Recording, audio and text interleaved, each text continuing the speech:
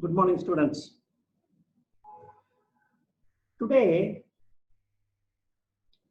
what I thought was to share with you how to crack certain abstract problems given in the examination.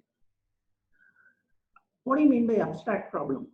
Normally, our mind would be trained to have a problem given with a lot of figures, and you start with one, and you slowly find out the missing figures and the dots, and you slowly join the dots and finally arrive at the right answer. So this is normally the questions be given. But in certain cases, suddenly certain questions on statement would be given like this. A company has a PV ratio of 40%. This is taken from our study material. A company has a PV ratio of 40%. Compute by what percentage must sales be increased to offset 20% of selling price.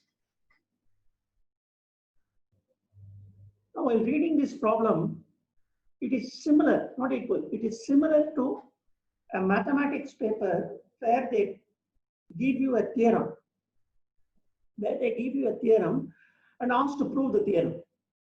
So what you will do in mathematics, normally, a theorem, you will create an imaginary situation and let the variable be x, let the variable be y, and something like that, you will start proving the theorem. The same way, if these abstract problems are given, you have to use an imaginary situation where you have to assume certain your own figures and then solve this particular problem. So how to start the problem? When these types of problems are given, first you have to find out what is being given and what is being asked. So this is normally the what you call the rule in solving every exam problems. What is given, what is asked. These two you must register in your mind. Then only you will be focusing on the right way of solving a problem. So similarly, what we will do is, what is given in the problem? First, PV ratio of a company is 40%. So this is point number one given in the problem. Second problem, there is going to be a scenario where there is going to be a 20% reduction in selling price. Third, what the problem expects is what percentage must be increased to offset 20% reduction in selling price. What does it mean? It has a hidden meaning. It means your current contribution should be same in proposed scenario. Where you are going to reduce your selling price by 20%. This is what it means. How much sales must be increased to offset 20% reduction in selling price. So which means whatever is the contribution that my current scenario gives, that is the base, and I should get the same contribution when I reduce my selling price. So for that, how much amount of units I have to sell more. So this is what is being asked. And this is what is being given. Now let us take an imaginary example. Sales price per unit is rupees 10. We assume. So this is an imaginary situation we have to think about, just like solving a theorem. Sales quantity sold is 1000 units. Okay. So first we have assumed sales price is 10 rupees and sales quantity sold is 1000 units. Now we shall put a comparison of current and proposed.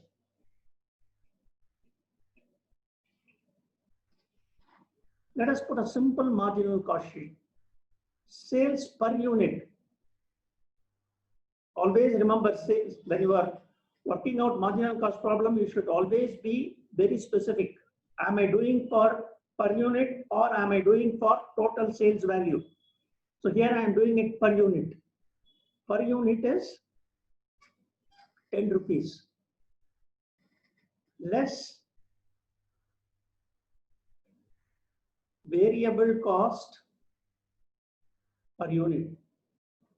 How to find out the variable cost? What is the information given? PV ratio is given. So you all know, I hope that you have some knowledge of marginal costing, because let us deal with more details when we deal with marginal costing from scratch. But this is for people who have some knowledge with marginal costing. So your PV ratio to sales plus variable cost to sales is always equal to 100%. Simple arithmetic. Both you say take sales as a base and you calculate PV ratio and you calculate variable cost. So obviously it should be 100%. So here PV ratio is 40%. Then what would be the variable cost ratio? 100 minus 40, 60%. And variable cost per unit would be 60% on sales would be 6 rupees. So my contribution is 4.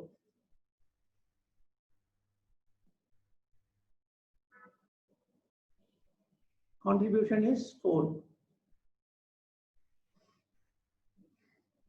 My PV ratio is 40%.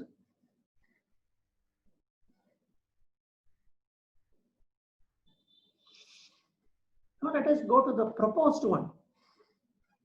What is given in the proposed one? There will be a 20% reduction in sales price. So which means there will be a reduction on 20% on rupees 10. So which means it will be 8 rupees. Now what will be the marginal variable cost here? See, the institute is testing your basic concept. The basic concept in marginal costing is variable cost per unit remains the same irrespective of the quantity. Your variable cost remains the same per unit. Your variable cost per unit remains the same irrespective of quantity. So in this scenario, variable cost per unit is 6 rupees. In the proposed scenario, whatever be the quantity or sales price, the variable cost will be 6.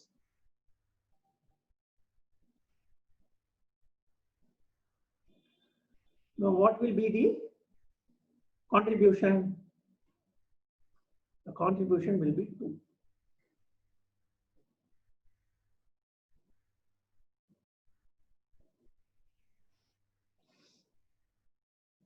Now what will be the PV ratio? 2 divided by 8%, 25%.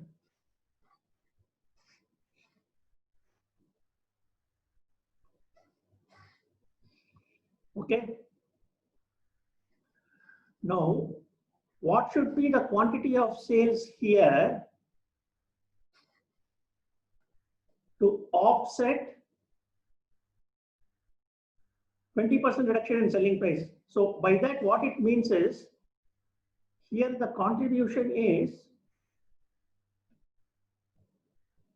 4 per unit. How much unit are being sold? 1000 units are being sold. So 1000 into 4, here contribution is 4000 rupees.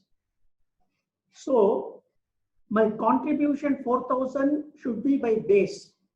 This status quo of 4000 should also remain here. I have to get the same contribution of 4000, but I will reduce my selling price by 20%. Now how much unit more I have to sell to achieve this 4000? So now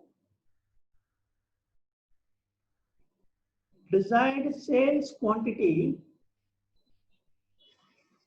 will be the contribution expected by contribution per unit. What is the contribution expected? It is 4000. What is the contribution per unit in the new scenario? 2 rupees.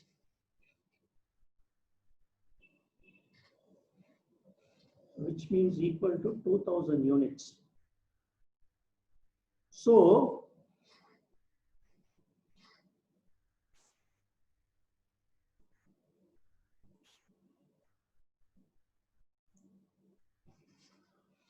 to remain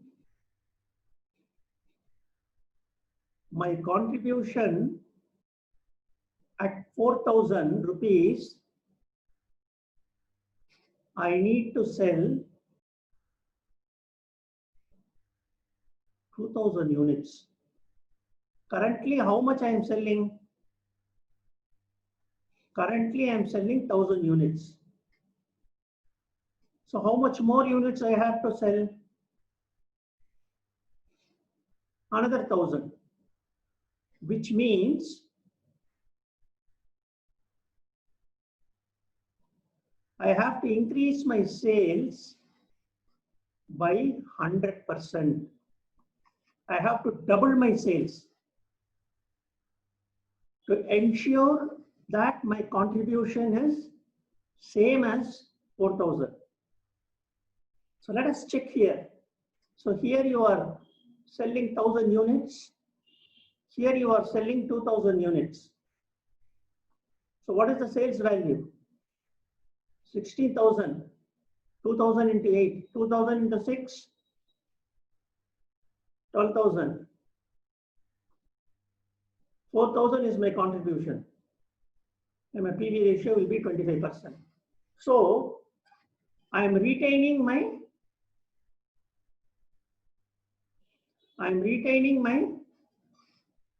same contribution here by reducing my selling price to 8 by selling 2000 units, which means I have to increase my sales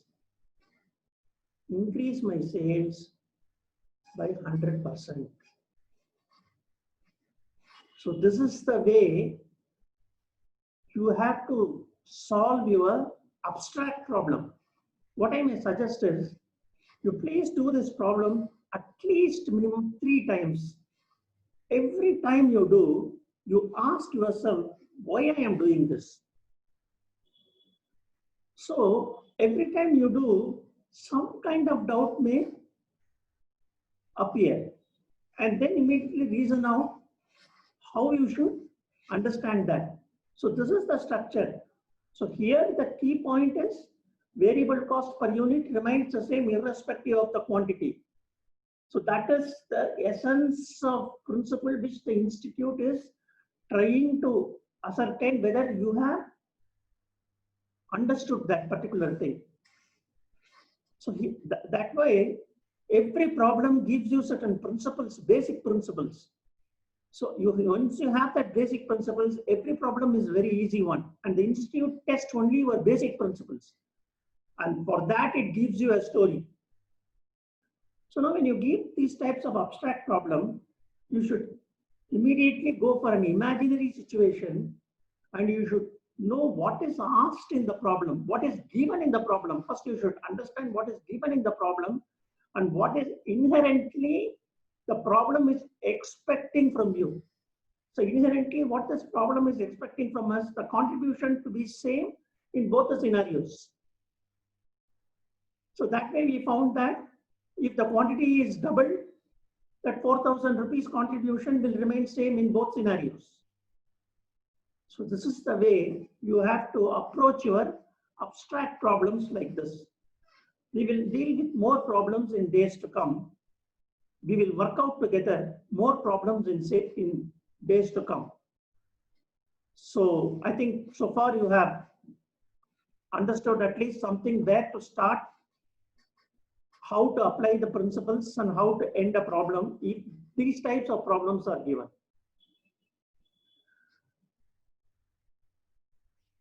So